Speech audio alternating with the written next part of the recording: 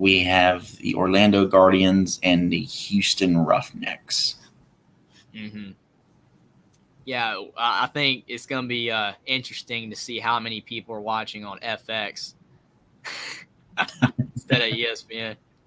But yeah, so you got the Vegas Vipers at Arlington. So I mean, so you're gonna have your first look, you know, at Kyle Sloter. I'm assuming he's gonna be the starting quarterback.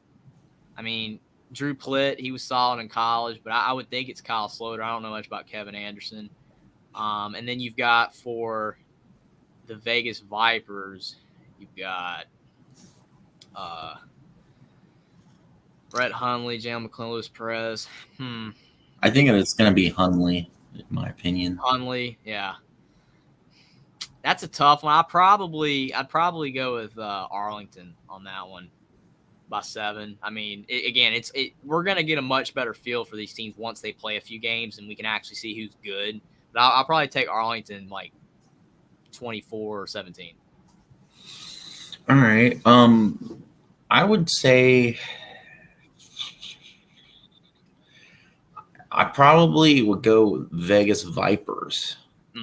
28-24. I mean, to your point, yes, it's probably going to be close no matter what. Because, week 1 jitters, figuring things out, finally playing televised live action. So, I mean, it's going to be that way across the board. To your point, we probably won't have a full feel for everyone until week 3. I mean, our records are probably going to be bad on these until like week 4, and we're gonna like see some 0-3 teams. Like, oh, we're not picking them; they're 0-3 for a reason. So next game, we got Orlando Guardians at Houston Roughnecks. I mean, I really like Orlando. I think they got a really good team. It's just the quarterback slot that needs to be figured out. So could be wrong, but I'm gonna take Orlando. 21-14 over Houston. Oh, this one's tough for me because technically, if we want to be technical, the second iteration of this league, the 2020 version, I really liked Houston with PJ Walker. Obviously, he's not there this time. He's with Panthers. Yeah, he's with your awesome Carolina Panthers. And I still like them to make the playoffs. I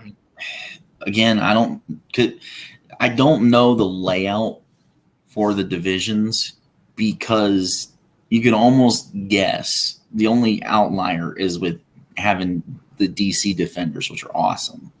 But I think, Houston has the potential to be a playoff team. But oh my gosh, man, I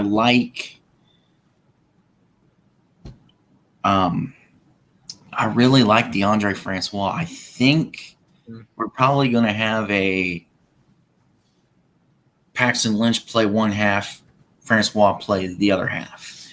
I think they may start the game with Paxton and finish the game with Francois. If that's the case, I think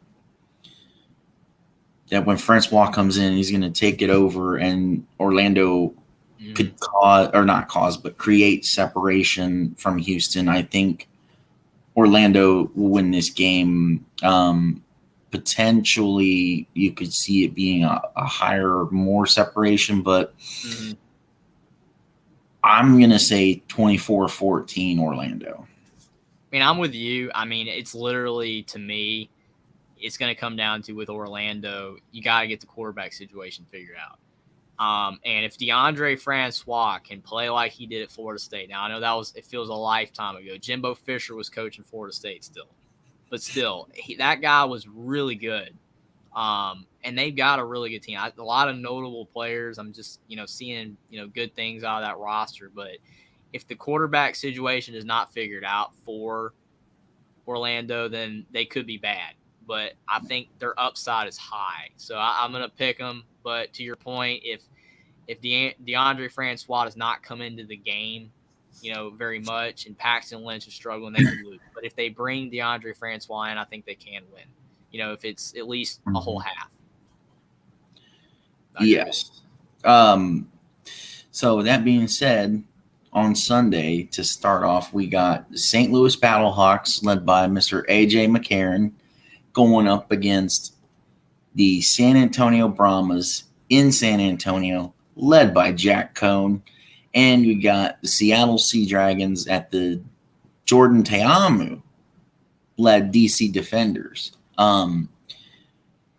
That first game for me, I'll let you go first, but I'll say this. That first game for me, the St. Louis San Antonio game, is so tough because I like Jack Cohn. For Will's sake, I like Jack Cohn. He's a good quarterback. I do admit he's good. But man, there's something about St. Louis and finally having a team back, a professional football team back in St. Louis. And I love the XFL. AJ McCarron. AJ McCarron, when he played at Bama, didn't like Bama. But as a player, an individual player, AJ McCarron is so good. Yeah, so I mean, this is obviously Hines Ward's first, coaching game here, with the Brahmas. I think Jack Cohn, there's going to be, a little bit of a rough patch first game coaching, I think you have the experience with McCarron. He hasn't played in a while, but I think he has the, experience here. I'm going to go with St. Louis in this one, 27-21. Oh, gosh. Yes. Man, this one, like I said, this one is so tough for me. I'm sure we'll see some rust from McCarron because I'm sure it's been a while. To your point, is there going to be rough patches with Cohn and Hines Ward? Hines Ward's first ever coaching job. Overall, just going to be interesting. So I think you're close, but I'm going to go. Oh my gosh. You know what? I think they play each other at least twice this year. So for this one, I'm going to go St. Louis 28-24. Probably have to go with a split in that series. So the next one is basically the exact same game that we got to kick off the entire 2020 version. They just slightly changed Seattle's name. But other than that, it's the same exact matchup. You go from the Seattle Dragons at DC Defenders to Seattle Sea Dragons at DC Defenders. So what do you think about this one? Yeah, Seattle's the only team that I don't really like. The quarterback position is not like flashing at me. I mean, you've got Ben DiNucci, Steven Montez. I mean, they're both quality players, but just nothing like jumps off the page like a Jordan Ta'amu or a Paxton Lynch even, or AJ McCarron with like the name. I think that any of those quarterbacks could be pretty solid. I mean, like you said, they got Josh Gordon at receivers, so I mean they got some players that are pretty solid. But you just look at the DC Defenders. I just think that you look at their roster, quarterback situation. You've got three potentially really good quarterbacks here. I mean, I don't even know who should be the starting quarterback. Jordan Ta'amu, D'Eriq King, Eric Dungey. I could literally see any of those three playing really quality football for DC because all of them had their moments in college. All of them did. I mean, Eric Dungey was great at Syracuse that one year.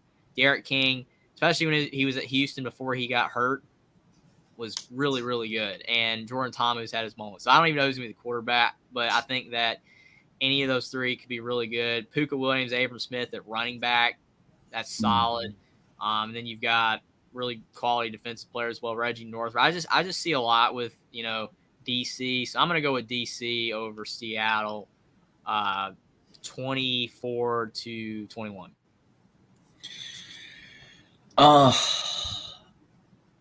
I didn't realize D'Eriq King is on DC. To your point, Ben DiNucci is the only, like, realistically, if you look at all the quarterbacks, Mm-hmm. He's like the only average quarterback in this league as far as the starters or potential starters. Mm-hmm. You know, as I stated earlier, Jordan was in this league in the second iteration in 2020. He was with St. Louis. So he does have that experience. Granted, it's a whole different team. It's different rosters across the board. Mm-hmm. I just really like DC a lot. Just overall. I know, yes, I'm sad that 12 Gauge is not playing for DC anymore, but he's on to better pastures where he can truly sling it around.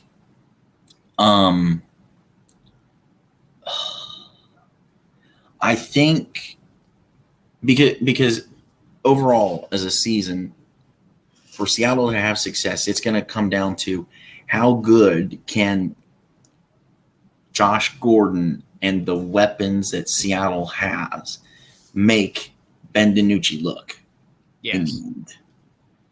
end. So I find this one to be the only one to be the closest thing to a blowout because you're having to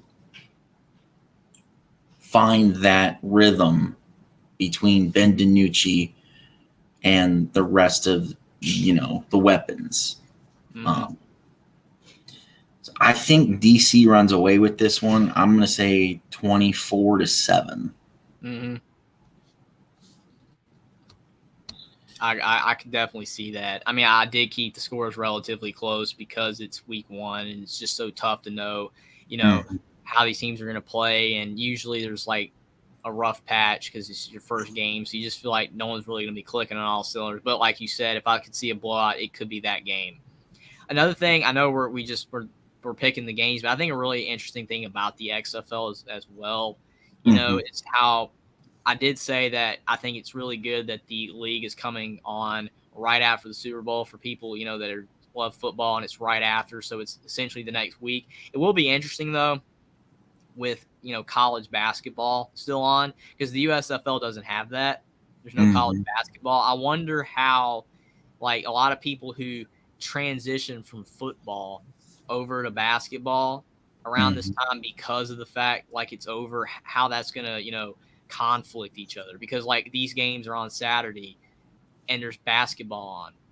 Because, I Mm-hmm. mean, like, at 4 o'clock on ESPN is Kansas Baylor basketball. And you've got this game still going on ABC with Vegas and Arlington. That's going to be interesting to see how that clashes. I don't think the 8:30 game will be as big a deal because obviously there's not as many high quality matchups late at night in basketball. But that early game is going to be interesting. I think that it's going to perform well because Mm-hmm. it's the first game and a lot of people will be interested in it. But still, there's going to be college basketball that it's going to be interfering with. So that's going to be interesting to see how it does, with basketball versus this league. I mean, yes, to your point, and that's why I wish Mm-hmm.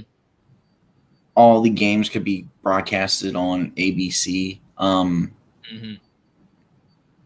Because yes, I'm calling 3 out of the 4 games this coming weekend. The only outlier for me is Orlando, Houston that I'm not going to call. But I usually don't have access to cable. This weekend I will, and that's why I'm going to be able to call Seattle, DC. But that's where, and still to your point, yes, it'll still clash with college basketball for the antenna folk Mm-hmm. like myself.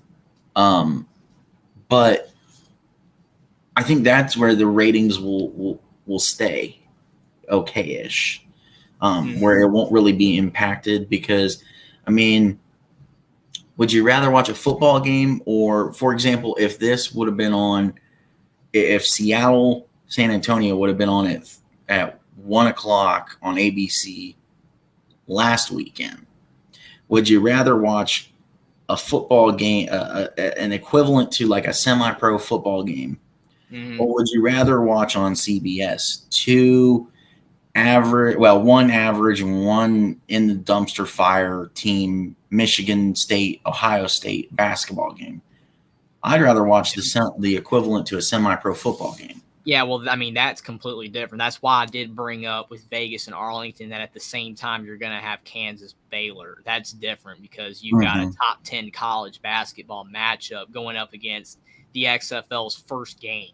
That's interesting. Now, to your point, I mean, CBS, it's really bad with the Big Ten this year because, like, Ohio State in general is a team that a lot of people thought was going to be a really good Big Ten team this year. So they've put Ohio State on CBS several times this year when they shouldn't have been.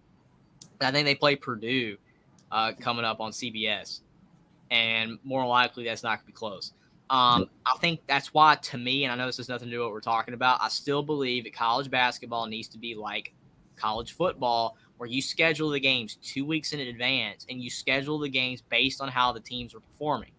So if a team's performing better, like when Indiana was doing well in 2020, they were putting the games on ABC because they were playing well instead of it being normally on Big Ten Network.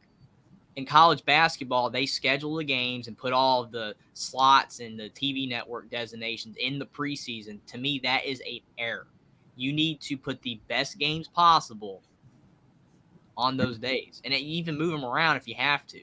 I mean, like, you could put a better game from the Big Ten on CBS than Michigan State, Ohio State. Yeah. I mean, even Indiana, Michigan, that wasn't, maybe the highest quality matchup ever because Michigan was 14-10. It ended up being a good game, and it probably would have had more appeal because it was Indiana, a top 25 team on the road, than Michigan State, Ohio State. That's my issue with basketball scheduling, is that they do it in the preseason, and a lot of teams that end up not being very good are still getting all the great slots because of the fact they had that in the preseason. Whereas like Kansas State was on ESPN Plus because people thought K-State was going to be bad, like always, but they were really good. And then you had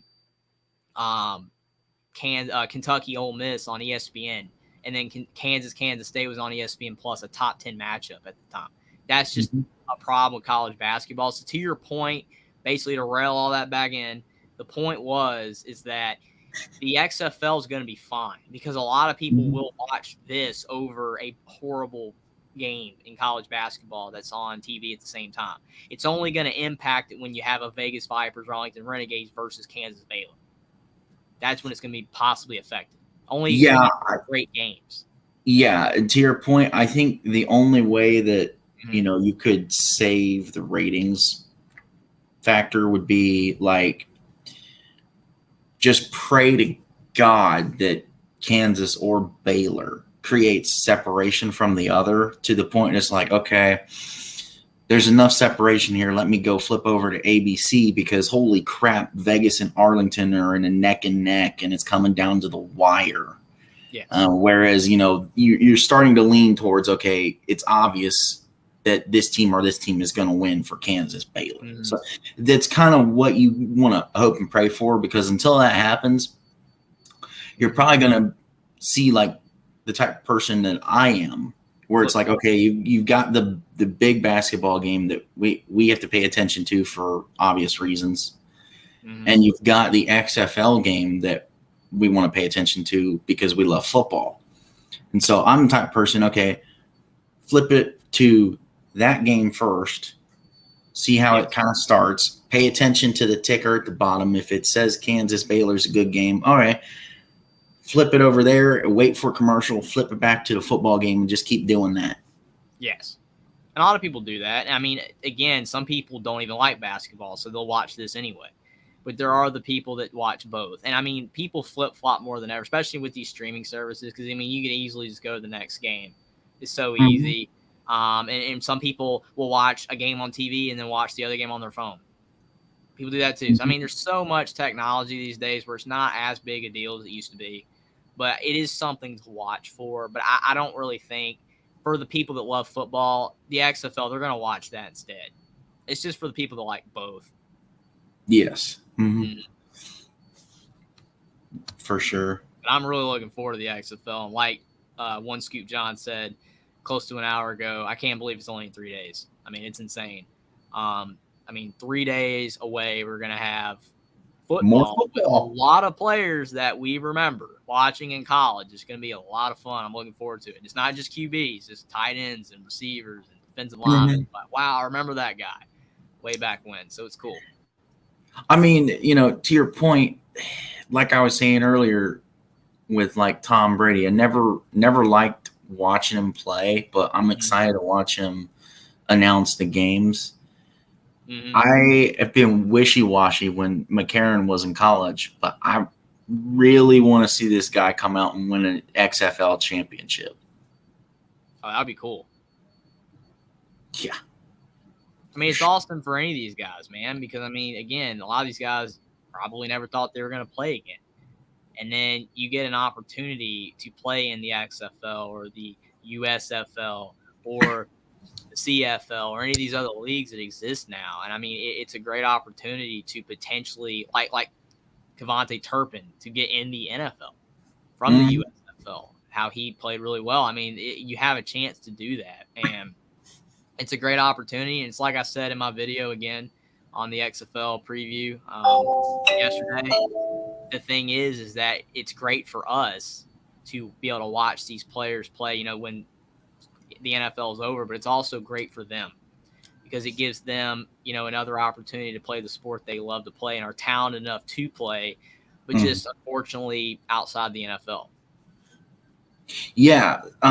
So that is one thing I couldn't figure out when I wanted to mention it to you. That is one thing that I wanted to bring up, that the other league that we're about to dive into kind of sort of has a like minor league baseball style contract with the NFL. And I'm not stating this like when I'm messed up in my AAF USFL expansion video, because I don't remember if I read this or not, but I vaguely remember either reading it in an article or someone stating this maybe as an opinion. But there's something out there. Don't remember, like I said, don't remember which way it is, but there's something out there of possibly the XFL trying to get a contract where it's like a minor league for the CFL, because that's the other way that these leagues are going to survive. And that's the difference too, is in my opinion, and I guess we could talk about this more when we switch over to USFL, the marketing. Yes. Yes, the Super Bowl was on Fox, and that's why we saw more USFL ads during the Super Bowl, and we didn't see any for XFL because of the cross branding between Fox and ESPN. But to a lot of people's point, I know you don't personally because you don't have much time really anymore, but like if you listen to or watch any of these YouTube channels or podcasts when they're like USFL specific, Fox is all in on the USFL. Fox wants the USFL to succeed. The trick is, where's ESPN on the XFL? Does ESPN want the XFL to succeed? To be able to broadcast more football, I would assume that they do. But are they going to handle it properly? Are they going to do it right? Because the format that Fox is taking, they're already talking about, for USFL, they're already talking about expansion either next year or 2025. If we get out of season 1 for XFL, do we slowly start to hear, expansion, talking about who do we want to bring in? I would hope that they would expand, because, I mean, it would give more players opportunity and there'd be more matchups. That'd be really cool.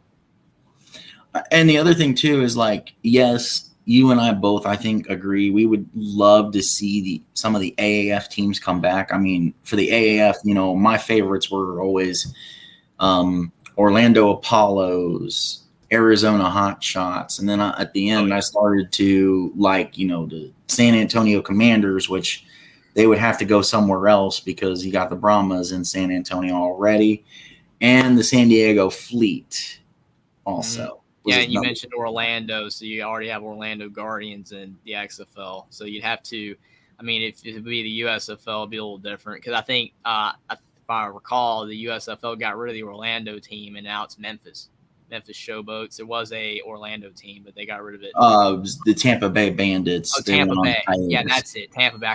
I knew it was Florida. Sorry about that. But you're good.